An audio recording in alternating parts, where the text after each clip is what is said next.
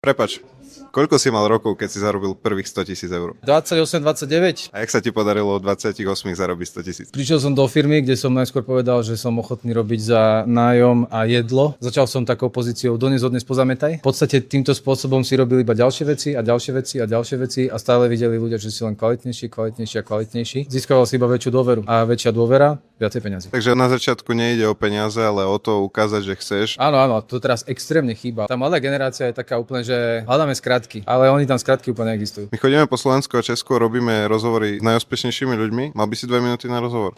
Počúvam. Prečo si myslíš, že si mal taký drive na začiatku? Vedel som, že žiadny titul mi proste nepotvrdí to, že som šikovný človek. Ako mladý človek nemáš žiadne referencie za sebou. Ti nič iné neostáva, iba o to, že musíš prejaviť extrémny záujem. Čo bola najlepšia rada, akú si kedy dostal? Máme 2 uši a 1 ústa a 2 sú preto, aby sme viacej počúvali ako rozprávali. Keď počúvaš so záujmom, dozvieš sa extrémne veľa informácií a vieš klásť potom aj veľmi dobré otázky, ktorými prehlbíš ešte ten záujem. Tí najmenej úspešní ľudia už dávno všetko vedia. Áno, a hovoria o tom všade na internete. Možno to nie je teraz. Ne?